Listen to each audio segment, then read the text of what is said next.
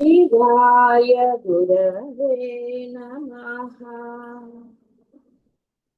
शिवाय गुरवे नमः।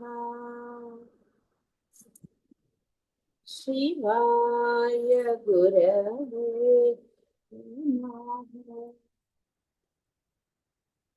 शिवाय गुरवे नमः। शिवाय गुरवे नमः।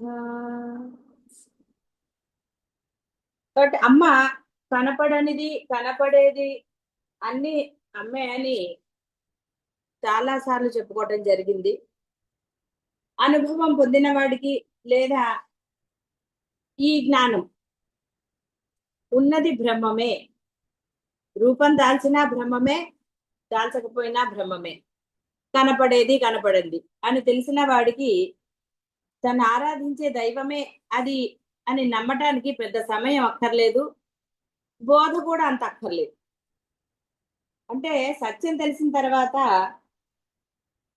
దాని గురించిన విశ్లేషణ అంటే ఏది అబద్ధం మనం నిరూపించడానికి అన్నట్టుగా అక్కర్లేదు. ఒక నిజం మీకు తెలిసింది అనుకోండి బాహ్యంలో, అదే నిజం. ఇక దాని గురించి అబద్ధాలు ఇవి అన్ని గురించిన చర్చ అనవసరమైనది. ఇది అంతే, ఉన్నది పరబ్రహ్మం మాత్రమే అని అనుభవంగా తెలుసుకున్నవాడు ఇక దేని గురించి ఆలోచించాడు, దానిగా ఉండిపోతాడు. తత్వం అసి, అది నేను నీవు అయి ఉన్నావు అని అన్నారు. కాబట్టి త్వం అసి, నేనే, అహం బ్రహ్మాస్మి అనుకుంటాడు అని ఆ విధంగానే ఆచరణలో ఉంటారు. దృశ్యరహిత, కాబట్టి అదృశ్య దృశ్యరహిత అన్ని కూడా అవే. దృశ్యము మనస్సునకును ఇంద్రియములకును గోచరమగు శబ్దాది విషయములతో కూడిన ప్రపంచం. పరమేశ్వరి దర్శనీయమగు దృశ్య పదార్థము ఏమీయూ లేని కేవల దృక్పదార్థము. ప్రపంచమునందు సత్తారూపమున పరమేశ్వరి ఉన్నది గాని పరమేశ్వరి యందు దృశ్య రూపమగు ప్రపంచం ఏదియూ లేదు గాన పరమేశ్వరి దృశ్యరహిత. కాబట్టి ఇక్కడ అంటే అదేమిటంటే బ్రహ్మాండంలోనే ఉన్నాం కదా, పరబ్రహ్మంలోనే అన్నప్పుడు పరబ్రహ్మంలో ఉన్నాం, అందులో సందేహం లేదు. ఇక్కడ పరమేశ్వరి అంటే ఒక రూపం తీసుకుని వచ్చింది కాబట్టి ఆ రూపం గురించి చెప్తున్నారు.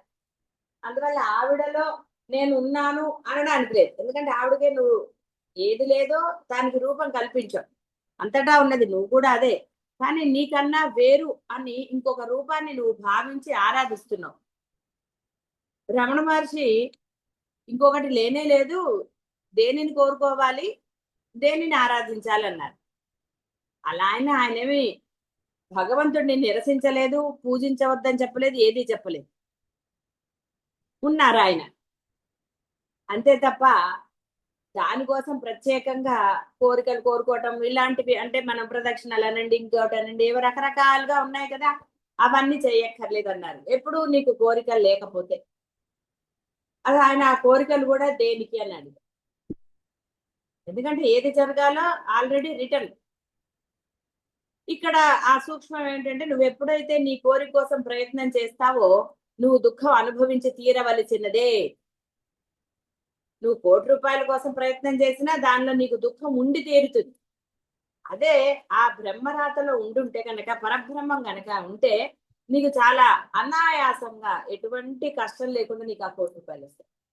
ఇదే అసలైన సూక్ష్మాసం. మీరు ప్రయత్నాలు చేస్తారు, తాపత్రయాలు పడతారు కాబట్టి దుఃఖాలు.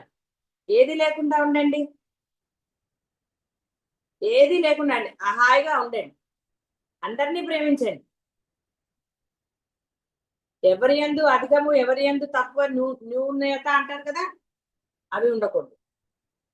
ఏది లేకుండా హాయిగా ఉండండి, అందరి పట్ల ఒకే భావం, ఉన్నది పరబ్రహ్మమే అని.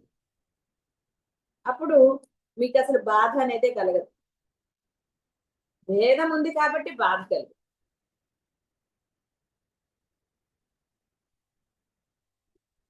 ఇక అప్పుడు ఈ మొక్కుకోటాలు నేనేదో చదివినట్టుగా నువ్వు మళ్ళీ భగవంతుడిని ఆరాధిస్తే ఫలానా కోరిక అది ఇదని మళ్ళీ నీకు కర్మలు తప్పవు. ఎందుకంటే ఇక్కడ ఒక కర్మ చేస్తున్నావు, ఒక కర్మ అంటే ఒకటి అనుభవించడానికో ఒకటి పొందడానికో ఒక కర్మని చేస్తున్నావు. ఆ కర్మల దోషాలు నిన్ను మరి అంటి తీరుతాయి. అది దైవ పూజ కావచ్చు, ఏదైనా కావచ్చు, బాహ్యంది. దోషరహితుడివిరా నీవు అంటే మరి దోషాలు తెచ్చుకుంటే ఏం చేస్తాం? కాబట్టి నువ్వు ఎప్పుడైతే సత్యం తెలిసిన తరువాత ఆ సుమ్మయుడుగా ఉండండి. ఏది ఎలా ఉందో, ఎలా మీరు పొందుతున్నారో దాన్ని అలా యాక్సెప్ట్ చేసేస్తే ఉన్నది ఆ పరబ్రహ్మం. ఆ రూపం మీరే, ఇక వేరే అక్కర్లేదు. అందుకని ఇక్కడ పరమేశ్వరి యందు ఏది లేదంటే అసలు ఆవిడ రూపం లేని ఆవిడకి మనం రూపం ఇచ్చాం. అఖండ మండలాకార అంటారు, బ్రహ్మాండ స్వరూపిణి. ఆవిడలో లేవు అంటే నువ్వు రూపం కల్పించావు కాబట్టి ఇలా చెప్తున్నారు. ఇక్కడ ఉన్నది ఆవిడే, నువ్వు ఆరాధిస్తున్నావు కాబట్టి. ఆరాధించకపోతే ఉన్నది బ్రహ్మమే నీతో సహా.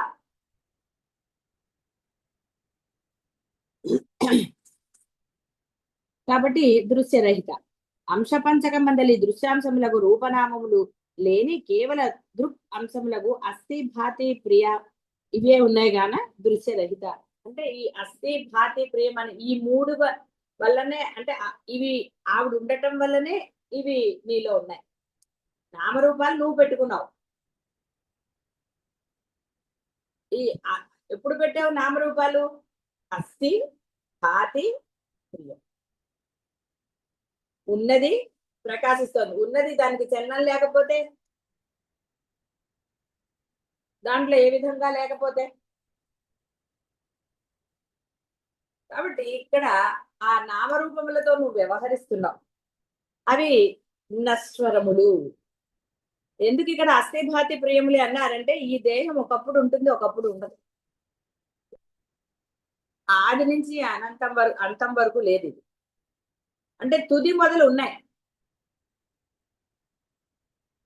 ఎక్స్పైరీ డేట్లు ఉన్నాయి. ఆ ఎక్స్పైరీ డేట్ వరకు అస్థి భాతి ప్రియం అంటే ఆవిడ ఉంది అందులో. అందువలన ఆవిడ దృశ్యరహిత. విజ్ఞాత్రి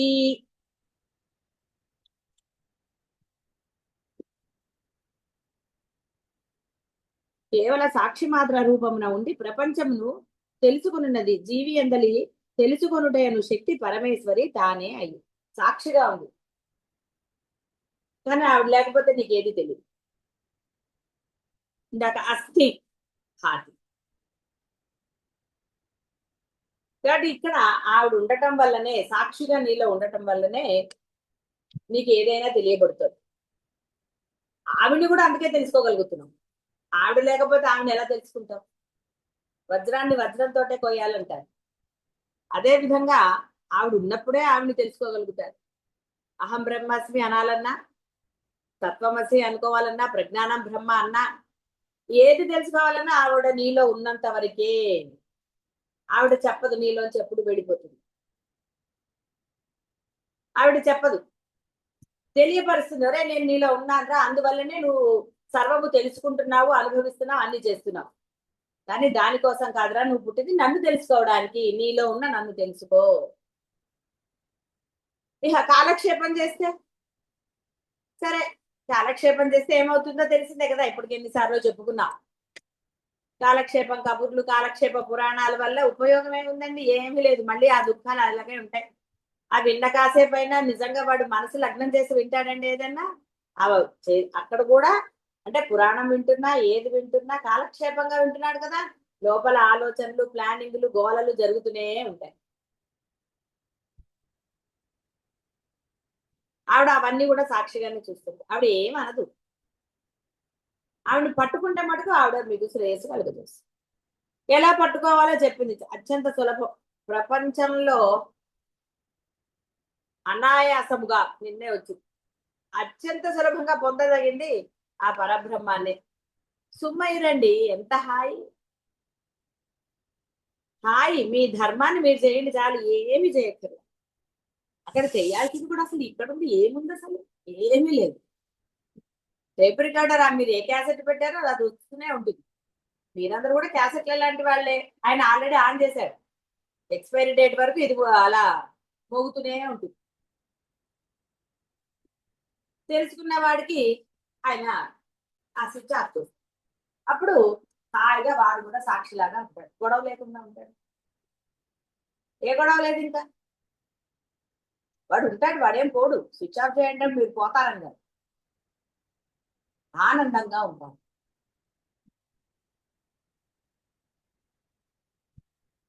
కాబట్టి ఆ ఆవిడని తెలుసుకునే శక్తి కూడా ఆవిడే.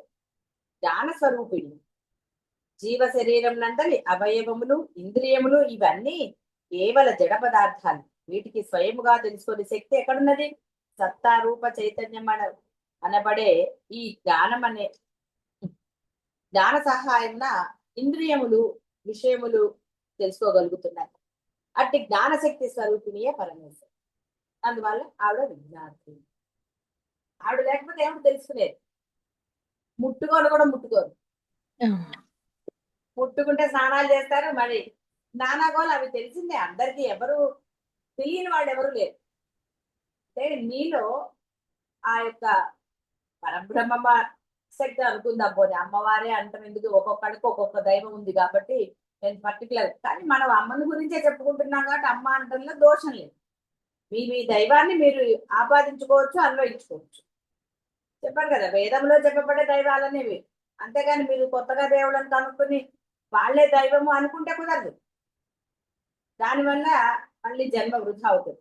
కాబట్టి ఇక్కడ ఆ ఇంద్రియములు ఈవిడ ఉండటం వల్లనే అవి పనిచేస్తాయి.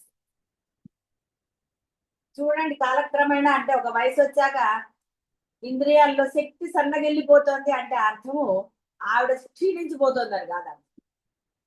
ఆవిడ అక్కడక్కడ తన శక్తిని విరమించి, ఆవిడ లోపల అలాగే ఉంది.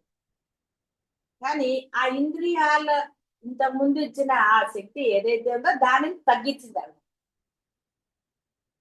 నిజానికి అవన్నీ చాలా మంచిది. ఆవిడ ఏది కూడా మనకు అన్యాయం చేయలే.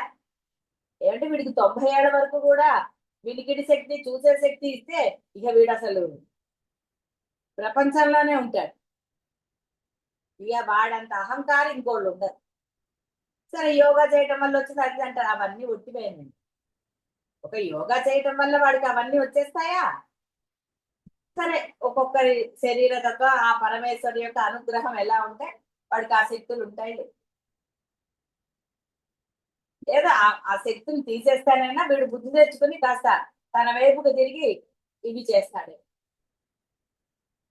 అంటే పెద్దవాడిని మూల కూర్చుని కృష్ణారామ అనుకోండిరా అంటే, మూల కూర్చోవడం అంటే పనికి రాని వాడని కాదు, ఇంకోటని కాదు.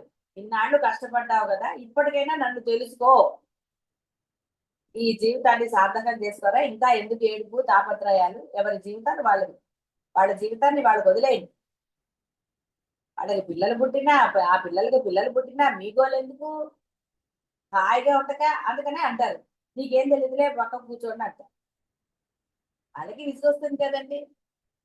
మీరు విన్నారేంటి మీ పైన వాళ్ళ మాట? మీరు వినకుండా మీ పిల్లల్ని మీ మాట వినమంటే ఎలా కుదురుతుంది? సరే, ఇవన్నీ అనవసరమైన చర్చ ఇదంతా. ఎందుకంటే బుద్ధి నిశ్చయమైన వాడికి ఏది చెప్పక్కర్లా. ఉన్నది పరబ్రహ్మమే తెలిసిన వాడికి మళ్ళీ ఏం చెప్పాలండి? కాబట్టి ఈ జ్ఞాన సహాయంలో మాత్రమే ఈ ఇంద్రియాలు ఏదైనా తెలుసుకోగలుగుతున్నాయి, అనుభవించగలుగుతున్నాయి ఏదైనా. కాబట్టి విజ్ఞానం వేద్య వర్జిత. వేద్య వర్జిత, వేద్యము అనగా తెలుసుకొనబడును. తెలుసుకుని వాని కన్నా భిన్న బగు రూపము పరమేశ్వరి కన్నా రెండవదగు పదార్థమే లేదు కావున వేద్య వర్జిత. నువ్వు కూడా ఆవిడే కదా, కాబట్టి ఇంకోటి ఎక్కడున్నది? నువ్వు ఇంకోటి తెలుసుకోవాలని ఆవిడ నీలో ఉండటం వల్ల ఆవిడని నువ్వు తెలుసుకోగలుగుతున్నావు. నీ ఇంట్లో వస్తువు నువ్వు కొనుక్కుంటే ఆహా కొత్త వస్తువు అంటావా? అది నీ వస్తువే, కనపడలేదు, ఇప్పుడు కనపడింది, నీదే. నువ్వు అనవు కదా ఇది వేరే వస్తువు అని, నాదే అంటావు. కనపడలేదు ఇన్నాళ్ళు, ఇప్పుడు కనపడు. ఇది అంటే నీలో ఉన్న వస్తువు కాదు, నీవే అయిన వస్తువు. నీలో ఉన్న వస్తువు కాదు, గుర్తుపెట్టుకోండి, మీరే అయి ఉన్న వస్తువు. తత్వం అసి అహం బ్రహ్మాస్మి. అయి ఉన్నావు, ఇప్పుడు తెలిసింది నీకు, ఎస్ నేను బ్రహ్మమే.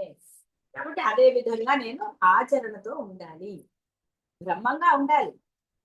వేషం వేసుకున్నప్పుడు ఇప్పుడు యాక్టర్స్ ఉంటారండి, వాడు ఏ వేషం వేసుకుంటాడో ఆ వేషంకి తగ్గట్టుగా డైలాగులే ఏదో ఉండాలి. రాముడు వేషం వేసుకుని రావణాసురుడు లాగా మాట్లాడితే బాగుంటుందా? ఉండదు. రాముడు వేషం వేసినప్పుడు రాముడిలాగే ప్రవర్తించాలి.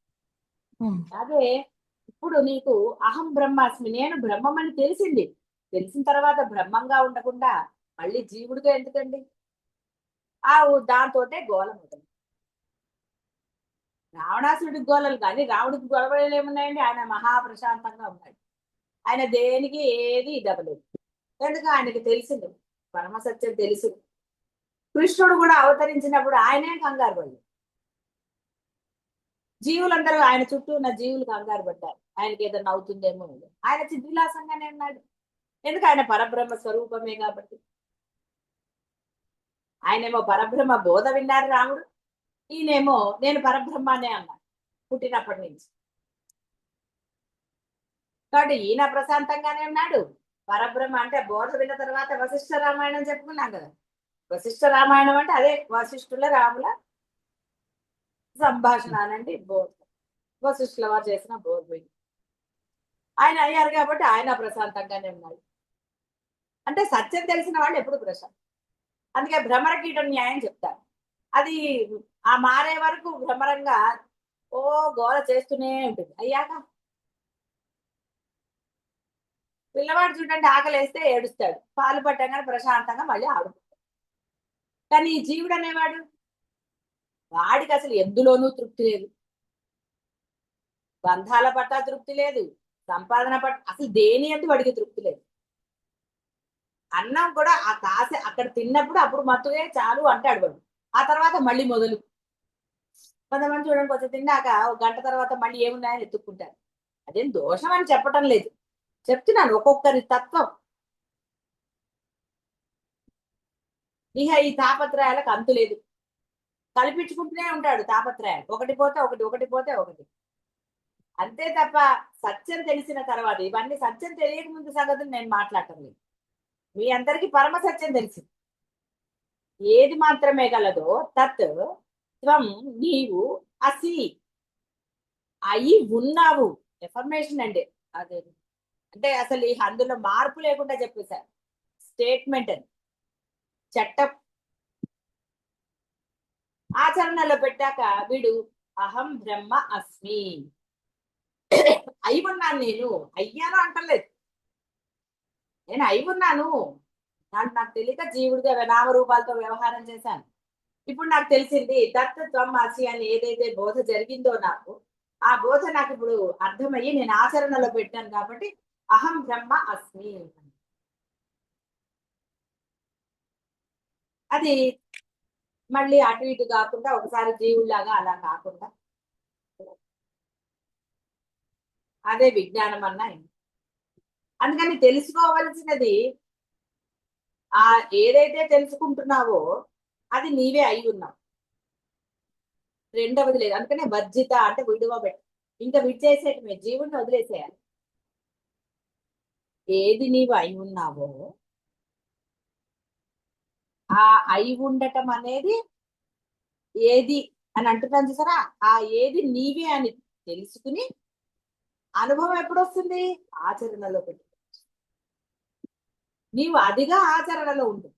ఇదిగా ఆచరణ అంటే ఏముందంటే ధర్మం. అందరితోటి ఒకటే, ఆశించకండి. అది ఏ బంధమైనా సరే ఆశించటము తోటి మొదలు. మీరు ఆశించినట్లు ఉండరు, వేరే వాళ్ళని ఎలా నిర్దేశిస్తారు? ఇక మొదలైపోయి ఇదే జీవ లక్షణం. పోనీ ఆశించింది లభిస్తే మటుకు తృప్తి ఉంటుందా? ఇంకేదో కావాలంటాడు. ఇలా వాడు ఎప్పుడైనా అంతే, ఆశిస్తే ఒకటి. నిన్న ఒక చిన్న పిల్లలు వీళ్ళు అంటారు వీళ్ళని అంతే. మరి మీరు చేసి అనేవాడు చేసినా అంటాడు, చేయకపోయినా. ఎందుకంటే వాళ్ళ లక్షణమే అది. ఏదో ఒకటి అనకపోతే వాళ్ళకి తోచదు, ఎందుకంటే జీవ లక్షణం. రావణాసుడు మంచిగా ఉండగలుగుతాడండి? ఉండలేడు, ఎందుకంటే వాడి లక్షణమే అది. అలా కొన్నిటికి కొన్ని లక్షణాలు అంతే, వాటిని జీవ లక్షణాలు. సుర లక్షణాలని ఎందుకు విడిగా రావణాసురుడు అన్నారు? వాడి ఆ లక్షణాలు ఇతరులను బాధించేవిగా ఉన్నాయి కాబట్టి. కాబట్టి ఇతరులను బాధించే వాళ్ళందరూ రావణాసురులే. అరుపులు రావణాసుడు, రావణ అంటే చెప్పుకున్నాం కదా చాలాసార్లు. వాడు రావం చేశాడంటే అరిచాడు. వాడికి ఎంత అహంకారం వచ్చిందంటే, ఇది కూడా చెప్పుకున్నా కదే అనుకోండి, అప్పుడప్పుడు బాగుంటుంది అహంకారం నశించడం. తల్లి శివుణ్ణి పట్టుకున్నాడు. తల్లి ఏం కావాలని అడిగేట. వరాలు పొందేశాను, నేను మహాబలవంతుడిని, ఇప్పుడు ఏం కావాలో కోరుకోమ్మా. సరేరా, నేను రోజు శివుడినే కదా ఆరాధించేది, ఆ శివుడు తీసుకురా అని. శివుడేంటమ్మా కైలాసాన్ని పట్టుకొస్తా అన్నట్టు అని ఆ కైలాసాన్ని పెకిలించడానికి ప్రయత్నం చేశాడు. అంటే ఎంతటి అహంకారం వచ్చిందో చూడండి. నన్ను మించిన వాడు లేడు అనుకున్నాడు. తపస్సు చేసి శివుడితోటే వరాలు పొందాడు. ఆయన వినయంగా ప్రార్థించలేదు, ఏది చేయలేదు, అహంకారం వచ్చేసి దాన్ని పెకిలించడానికి కోరుకుంది. శివుడు ఏం చేయలే, చక్కగా నవ్వుతూ బొటన వేలిని కొంచెం నొక్కాట అంతే. ఆయన ఏమీ చేయలే, బొటన వేలిని నొక్కాట. విపరీతమైన బాధ కలిగి వాడు అరిచాట. అంటారు 14 లోకాలు దద్దరిల్లిపోయాడు. అందుకని అప్పటి నుంచి రావణాసురుడు, అసురుడు, రాక్షసుడిలో. అప్పుడు బుద్ధి వచ్చి శివుడి దగ్గరకు వచ్చి సరే అన్నాడు. ఆ తర్వాత ఆయన లింగం ఇచ్చారన్నారు. అవన్నీ కథలు మీకు తెలిసిందే. అంటే అహంకారం చూడండి ఎలా ఉంది. అహంకారం ఉన్న వాళ్ళందరూ రావణాసురులే, ఏ సందేహమే లేదు. ఒక్కొక్కరికి ఒక్కొక్క రకమైన అహంకారం. డబ్బు ఉందని కొంతమందికి, అధికారం ఉందని కొంతమందికి, నోరు ఉందని కొంతమందికి, ఇలా రకరకాలు. అహంకారం అంటే ఏదో ఒకటే లేదండి, బోల్డ్ అహంకారం. అహంకారంతో అనకూడని మాటలు అంటారు. అక్కడ పిల్లల్ని అంటున్నామా, పెద్దల్ని అంటున్నామా, ఎవరిని అంటున్నామని వాళ్ళకి ఏమి ఉండదు విచక్షణ, అనాలంతే. కానీ వాళ్ళందరూ రావణాసురులే. మరి రావణాసురుడుగా ఉంటే రాముడుగా ఎప్పుడవుతాం? అయ్యే ఛాన్స్ ఉందా? ఎప్పుడైతే నీ యొక్క అహంకారం నీకు తెలియబడి, ఎందుకు నేను ఇలా బాధ పెడుతున్నాను అవతల వాళ్ళని, అహంకారం వల్లే కదా, దీనివల్ల నేను ఎంత పాపాన్ని మూట కట్టుకుంటున్నాను. సత్యం తెలిసాక, ఇప్పుడు సత్యం తెలిసింది, తెలియనప్పుడు ఎట్లున్నారో అదంతా అనవసరం అండి.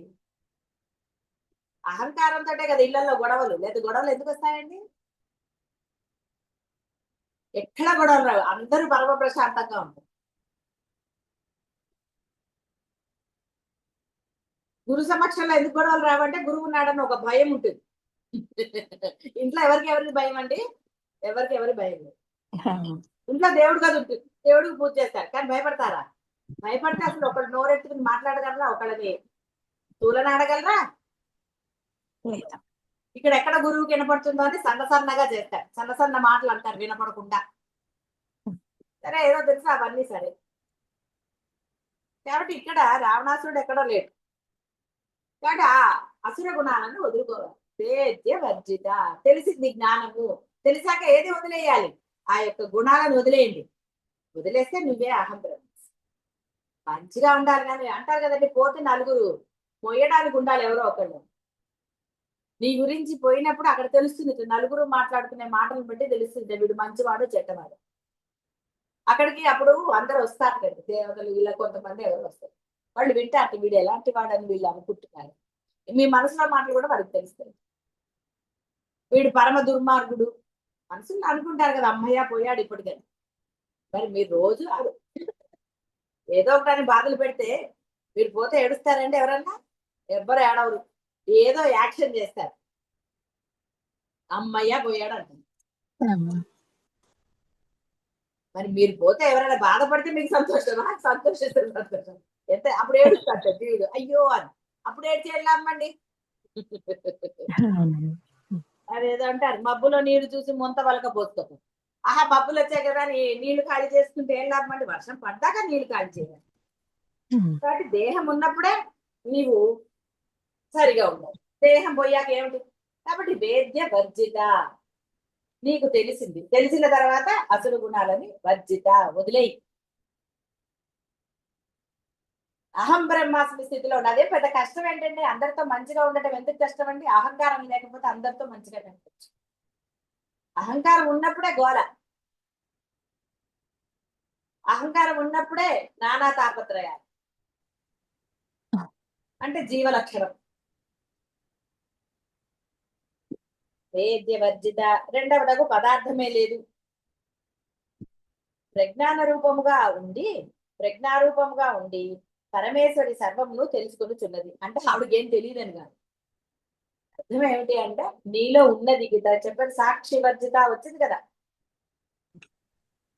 సాక్షి చేత ఆవిడ ఉన్నది కదా మీలో. నీ గురించి తెలుసుకుంటుంది, ఆవిడకి తెలియటని కాదు. నీకు ఒక భయమా, ఒక అంటే అసుర గుణాలు వదులుకోవడానికి ఒక రే ఆవిడ ఉంది, ఆవిడ ఇవన్నీ తెలుసుకుంటావు. నువ్వు మనసులో ఏదనుకున్నా, నువ్వు ఏ ప్లాన్లు వేసినా, నువ్వు ఎవరి గురించి ఏది మాట్లాడినా, ఎందుకండి పోయి వేరే వాళ్ళకి చెడ్డగా చెప్పుకోవటం ఇంట్లో వాళ్ళ గురించి. ఇలా రకరకాలు, ఒక్కొక్కళ్ళు ఒక్కొక్క రకం అండి. అందరూ ఒకే రకంగా ఉంటారని చెప్పి, కానీ ఉన్నది బ్రహ్మం అని తెలిసిన తర్వాత ఎందుకండి ఈ తాపత్రయాలు? వాళ్ళు ఏమైనా కిరీటం పెడతారా మీకు? ఎవరు ఏది పెట్టరు కదా. కాబట్టి పరమేశ్వరి నీ గురించి తెలుసు. పరమేశ్వరి సర్వమును తెలిసినది, సర్వజ్ఞురాలు. ఆవిడ తెలుసుకోవాల్సింది ఏమీ లేదు. నీకు చెప్తారు నీలోనే ఉంది, నీ గురించి అన్ని ఆవిడ తెలుసుకుంటారు. నీలోనే సాక్షిగా ఉంది. తెలిస్తే కదండి కనీసం భయానికైనా దుర్గుణాలు వదిలేస్తారు. ఒకళ్ళని తిట్టారండి, ఎంతసేపు ఉంది ఆనందం? నీకు ఇప్పుడు నీ అవయవాలు పనిచేస్తున్నాయి అనుకున్నా, నీకు శక్తి ఉంది అనుకున్నా, ఏదో ఉంది. ఇప్పుడు నువ్వు అన్ని చేసావు, రేపు పొద్దున ఏదో జరుగుతుంది. అప్పుడు మళ్ళీ వాళ్లే కదండి దిక్కు నీకు. అప్పుడు వాళ్ళు చేయకపోతే ఏమిటి చేస్తావు? తీసుకెళ్ళి ఏ ఆశ్రమాల్లోనే పడేస్తావు. జరగలేదు, ఒక కేసు అలాగే జరిగింది. ఉంచుకోమన్నారు కొడుకు కూడా. ఏం చేశారు? తీసుకుపోయి ఆశ్రమంలో పెట్టేశారు. ఆయన చనిపోయే వరకు అక్కడే ఉన్నాడు. ఇలా ఎన్నో ఉన్నాయి, వదిలేస్తారు. అప్పుడు ఏమిటండి? అప్పుడు ఏడిస్తే మటుకు ఏం లాభం అండి? కాబట్టి మంచితనం అనేది నీకు ఎప్పుడు ధర్మమే రక్ష అన్నారు. అందుకనే ధర్మమే దైవం. రావణాసురుడుగా ఉండడానికి, నువ్వు అవతలని వాళ్ళని తిట్టడానికి సెకండ్ పట్టదు. నువ్వు చెడ్డ అనిపించుకోవడానికి పెద్ద కష్టం అక్కర్లేదండి. అవతల వాడు ఏమిటి అనేది నీకు అనవసరం. నువ్వు ఎలా ఉన్నావు, నీలో ఉన్న అమ్మది చూస్తుంది. సర్వజ్ఞురాలు, నీలోనే ఉందిరా శక్తి. ఆవిడ లోపల ఉంది సాక్షిగా నీకు. కాబట్టి అందరితోటి ముందు ధర్మంగా ఉండండి. మీరు ధర్మంగా ఉంటే కష్టాలు ఎందుకు వస్తాయండి? చెప్ప కదా, దైవానికి ఇచ్చిన మాట, గురువులకు ఇచ్చిన మాట ఎప్పుడు తప్పరాదు. 600 అంటారు చూసారా, తప్పరాదు. నువ్వు తప్పావా అది అధర్మం. అధర్మం చేసావు, వాటి గురువు పట్ల చేసిన, దైవం పట్ల చేసిన, నువ్వు అది అనుభవించవలసిందే. ఎందుకంటే నువ్వు ఒప్పుకోవట్లేదు. రీజన్ ఏదన్నా కానివ్వండి, రీజన్ అంటే నువ్వు కల్పించింది, సమర్థింపు నువ్వు కల్పించింది. ఎలా పోతుందండి దోషం? ఇక్కడ సర్వజ్ఞురాలు, తెలిసి కొనవలసిన విషయము గాని పదార్థం గాని ఏదియు ఏ మాత్రము లేనిది. ఆవిడకి ఏమి తెలుసుకోవాలని కానీ ఇంకోటి అని కానీ ఆవిడకి ఏం లేదు. నీ గురించి కూడా ఆవిడకి బాగానే తెలుసు. నీకు సమయం ఇస్తుంది. సరే వీడు ఎన్నాళ్ళు వేషాలు వేస్తాడో వెయ్యని నీకు చెప్తూనే ఉంది. ఒరే అలా ఉండకురా, నీ 6th సెన్స్ అంటారు ఏదో లోపల ఒకటి సినిమాల్లో చూపిస్తారు కదండి. వీడు వింటాడా? రావణాసురుడు వినడండి. రాముడు మంచి బాలుడు అన్నాడు, ఆయన వింటాడు. ఇక్కడ మనము ఆ లక్షణాలను వదులుకోండి. తెలిసిన తర్వాత కూడా ఎందుకండి అలా ఉండటం? నలుగురు మీ దగ్గర ప్రేమగా రావాలా, భయంతో అబ్బా తప్పదురా భగవంతుడు అన్నట్టు? ప్రేమగా చేసేదానికి తప్పదురా అని చేసేదానికి తేడా లేదా? ఉంటుందమ్మా. అది తెలియనంత మూర్ఖులా? ఎందుకండి మరి అలా చేసుకోవటం? హాయిగా ఆనందంగా మీరు ధర్మంగా ఉంటే, ప్రేమగా ఉంటే ఆనందంగా ఉండగలుగుతారు. తిట్టి మళ్ళీ అవతల పడితే ఎలా ఉంటారండి? తప్పు చేసినప్పుడు తిట్టచ్చు, అది వేరే విషయం. అవతల వాళ్ళు సరిగ్గా ఉన్నా కూడా నువ్వు తిట్టావనుకోండి, నీకు అనిపించదా? అనిపిస్తుంది. ఇలా ఎన్నో. కాబట్టి రావణాసురులుగా ఉండకండి. హాయిగా చక్కగా ధర్మంగా ఉంటే, ప్రేమగా ఉంటే అందరితోటి మీరు ఆశించటం మానేస్తే ధర్మం ఆటోమేటిక్ గా వస్తుంది. అహంకారం లేకపోతే ఆటోమేటిక్ గా ప్రేమగా ఉంటుంది. ఈ అహంకారమే అన్ని అనర్థాలకు మూలం. అహంకారం అంటే ఈ జీవ లక్షణం, నేను ఫలానా. కాబట్టి అనవసరమైన తాపత్రయాల జోలికి వెళ్ళకండి, అనవసరమైన రాక్షసత్వాలు తెచ్చుకోకండి. ఇంత చెప్పినా నేను అలాగే ఉంటాను అంటే ఇక ఏ జన్మకి మీరు బాగుపడరు. అంటే అనుభవిస్తారో అలా అని నేను అనను. మంచి చెప్తాడు కానీ ధర్మంగా ఉండరా అని ప్రబోధిస్తాడు, అంతే తప్ప వేరేగా ఏం చెప్తారండి? మళ్ళీ జన్మలు పొందుతావు, మళ్ళీ నానా గోళలనే చెప్పగలుగుతాడు, హెచ్చరిస్తాడు గురువు. కాదు నేను బురదలోనే ఉంటాను అంటే చేసేదేమి లేదు. వదిలేస్తాడు. వదిలేయటం అంటే అర్థము ఇంకా వాడి గురించి పట్టించుకోడు. వాడు అధర్మాలన్నిటికీ అని చెప్పచ్చు, మేము ధర్మంగానే ఉన్నామని అంటూ ఉంటాడు. తెలీదా? పోని గురువుకి తెలియదు అనుకుందాం, సర్వజ్ఞురాలు నీలోనే ఉంది, ఆవిడకి తెలీదా? గురువుకి తెలియదేమో నాలాంటి వాడే మనిషి రూపంలో ఉన్నాడు అని చెప్తున్నా. మీరు ఆరాధించే దైవము అనండి పరబ్రహ్మం అనండి, సత్యం తెలిసింది. ఇప్పుడు మీకు విడిగా నేను చెప్పక్కర్లేదు, ఉన్నది ఆ పరబ్రహ్మమే మీ లోపల ఉన్నది, ఆవిడకి అన్నీ తెలుసు. ఎందుకంటే రామ శబ్దంలో మీరు రామ అనబోయి రా అనేసి మా పలకలేకపోయినా ఆవిడ ఇచ్చింది, ఆవిడ ఏమీ అన్యాయం చేయలేదు. అలాగే ఆ రా పలకటం రాని వాడికి మరా అనరా అని ఆయన తన తపశక్తితో మకారం తీసేసి మిగతా రా అని అంటే అంత శక్తి ఎవరిచ్చారండి? కాబట్టి ఆ శక్తి ఆ యొక్క ఋషికానండి మునికానండి ఎలా వచ్చింది? అందువలన జాగరూకతతో ఉండండి. పరమసత్యం తెలిసిన తర్వాత ధర్మంగా అందరితో ప్రేమగా ఉండండి. సుమ్మయులు ఏది జరగాలో అదే జరుగుతుంది తప్ప అన్యమైనది మీరు ఆశించినప్పుడే ఈ తాపత్రయాలు ప్రయత్నాలే దానివల్ల మీకు దుఃఖం కలుగుతుంది. శుభం భూయాత్.